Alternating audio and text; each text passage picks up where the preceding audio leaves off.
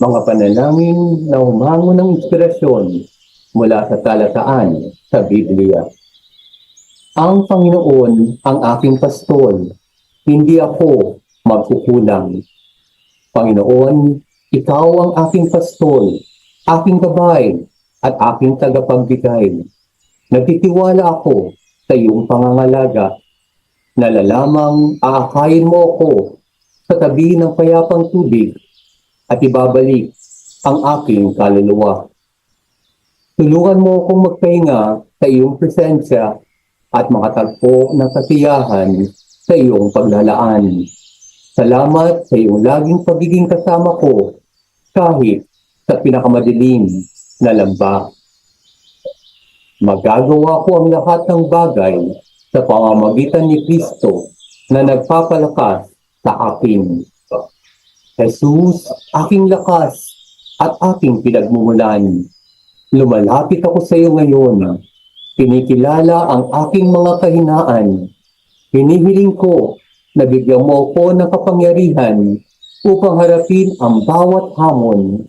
Nalalamang magagawa ko ang lahat ng bagay sa pamamagitan ng iyong lakas.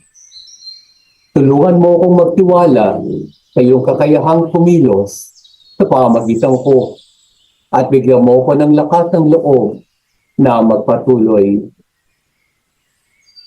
Sapagkat alam ko ang mga panukala ko para sa inyo, mga panukalang ikabubuti at hindi kasasama, mga panukalang magbibigay sa inyo ng pag-asa at kinabukasan. Ama sa langit, salamat sa iyong mga pangako ng pag-asa at kinabukasan. Nagtitiwala ako sa iyong mga plano para sa aking buhay, kahit hindi ko nakikita ang daan sa inaharap. Tulungan mo akong sumuko sa iyong kalooban at lumakad sa pananampalataya. Nalalamang ang iyong mga intensyon para sa akin ay mabuti. Bigyan mo ako ng kapayapaan at katiyakan habang tinatahak ko ang mga kawalang katiyakan ng buhay. Lumapit kayo sa akin, kayong lahat na napapagod at nabibigatan, at bibigyan ko kayo ng kapahingahan. Panginoong Jesus, lumalapit ako sa iyo ngayon, pagod at nabibigatan. Inilalapag ko ang aking mga alalahanin at pagkabalisa sa iyong paanan.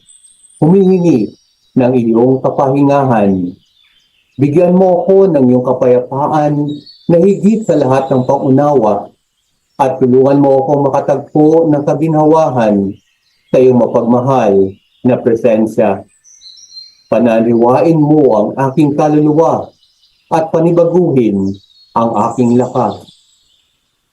Sapagkat ako ay naniniwala na kahit kamatayan o buhay, kahit maanghel o demonyo, kahit ang kasalukuyan o ang inaharap, o anumang kapangyarihan, kahit taas o lalim, o anumang bagay sa buong nilalang, ay hindi makapaghihiwalay sa atin sa pag-ibig ng Diyos na nasa kay Kristo Jesus na ating Panginoon.